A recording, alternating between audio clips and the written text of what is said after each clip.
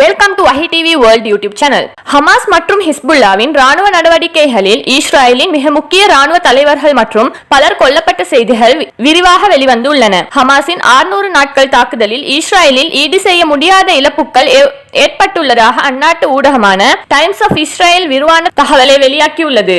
ஹமாஸின் October 7ஆம் தேதி தாக்குதலில் மட்டும் 58 இஸ்ரேல் போலீஸ் அதிகாரிகள் கொல்லப்பட்டுள்ளனர். ராணுவ அதிகாரிகள், வீரர்கள் என மொத்தம் 780 பேர் கொல்லப்பட்டுள்ளனர். ஹிஸ்புல்லாவின் வான்வெளி தாக்குதலில் 29 ஆக்கிரமிப்பு படையினரும், லெபனான் மீதான தரைவெளி போரில் 51 பேரும் கொல்லப்பட்டனர். மேற்கு கரையில் 17 ஆக்கிரமிப்பு படையினரும் கொல்லப்பட்டுள்ளனர். ஈராக்கில் இருந்து வந்த ஆளில்லா விமானம் தாக்கி 2 ஆக்கிரமிப்பு படையினரும், ஈரான் நடத்திய பேலிஸ்டிக் மிசைல் தாக்குதலில் ஒரு வீரரும் கொல்லப்பட்டுள்ளனர். ஹமாஸால் கொல்லப்பட்டவர்களின் மிக முக்கியமானவர் கர்னல் ஜோனாதன் ஸ்டீன்பர்க் ஆவார். இவர் இஸ்ரேலின் முக்கிய காலாட்படை பிரிவான நேகல் பிரிகேடின் கமாண்டராக இருந்தவர். அடுத்ததாக கொல்லப்பட்டவர்களின் முக்கியமானவர் கர்னல் ரோய் லிவி என்றவர் ஆவார். இவர் பேய்படை பிரிவு என்று அழைக்கப்படும் இஸ்ரேலின் கோஸ்ட் யூனிட்டின் கமாண்டராக இருந்தவர். இப்பிரிவு நவீன போர் கலைகளை வைத்து சண்டையிடும் அமைப்பாகும். அடுத்ததாக கர்னல் அசீப் ஹமாமி என்பவரை ஹமாஸ் தீர்த்து கட்டியுள்ளது. இவர் தெற்கு காசா படைப்பிரிவை சேர்ந்தவர்.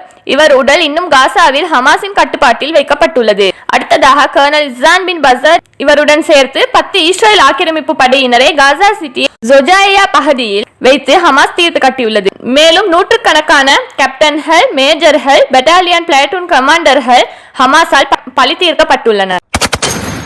காசாவில் பாலஸ்தீன போராளி குழுக்களில் ராணுவ நடவடிக்கையில் இஸ்ரேலின் மெட்காவா டாங்கி D9 வாகனம் தாக்கப்பட்டு பல ஆக்கிரமிப்பு வீரர்கள் கொல்லப்பட்டு இருக்கலாம் என்றும் பலர் காயமடைந்துள்ளதாகவும் செய்திகள் வெளியாகியுள்ளன. அல்குட்ஸ் படை வெளியிட்டுள்ள அறிக்கையில் அல் சுஜையா பகுதியில் ஆக்கிரமிப்பு ராணுவத்தின் வாகனங்களை குறிவைத்து நடத்தப்பட்ட தாக்குதலில் பலர் கொல்லப்பட்டிருக்கலாம் அல்லது காயமடைந்து இருக்கலாம் என்று தெரிவிக்கப்பட்டுள்ளது. தாக்குதலை அடுத்து பலர் அங்கிருந்து சிதறி ஓடி அருகிலுள்ள கட்டிடங்களுக்குள் சென்று ஒளிந்து கொண்டதாக அல்குட்ஸ் படை தெரிவித்துள்ளது. அவர்களை குறிவைத்து ஆயுதங்கள் மூலம் தாக்கி மேலும் சேதத்தை ஏற்படுத்தியதாக அல்குட்ஸ் படை தெரிவித்துள்ளன.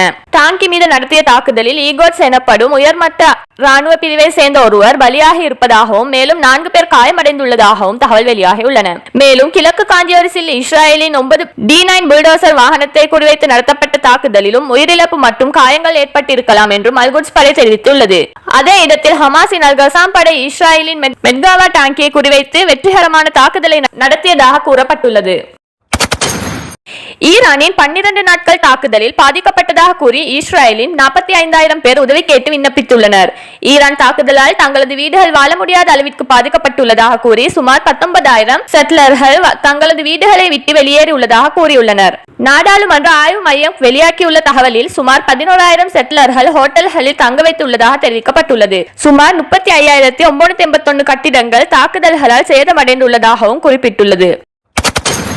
ஈரானின் சுப்ரீம் தலைவரின் மூத்த ஆலோசகர் அலி ஷங்கனி கொல்லப்பட்டதாக கூறப்பட்ட நிலையில் அவர் உயிருடன் வந்த நிகழ்வு இஸ்ரேலை அதிர்ச்சியில் ஆழ்த்தியுள்ளது.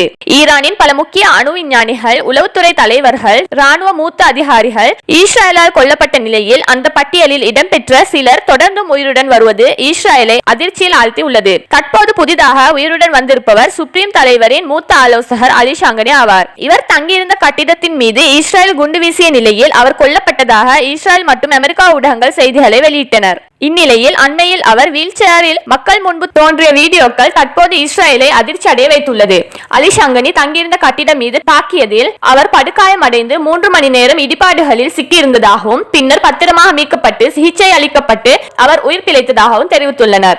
அவருக்கு உடலில் பல இடங்களில் எலும்பு முறிவு ஏற்பட்டுள்ளது. எனினும் குறுகிய கால சிகிச்சையிலேயே அவர் வெளி உலகத்திற்கு வந்துள்ளார்.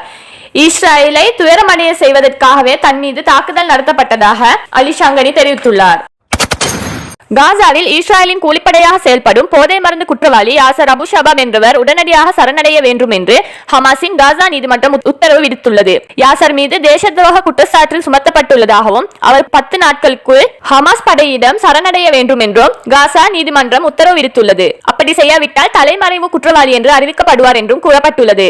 ரஃபாவில் 1999ஆம் ஆண்டு பிறந்த யாசர் அபு ஷபாப் ஹமாஸ் நிர்வாகத்தால் போதை மருந்து கடத்தல் குற்றத்தில் கைது செய்யப்பட்டவர் ஆவார். இவரது கடத்தல் கும்பலுக்கும் ஆயுதங்கள், பணம் வழங்கி ஹமாஸிற்கு எதிராக களத்திற்கு இறக்கியுள்ளது இஸ்ரேல்.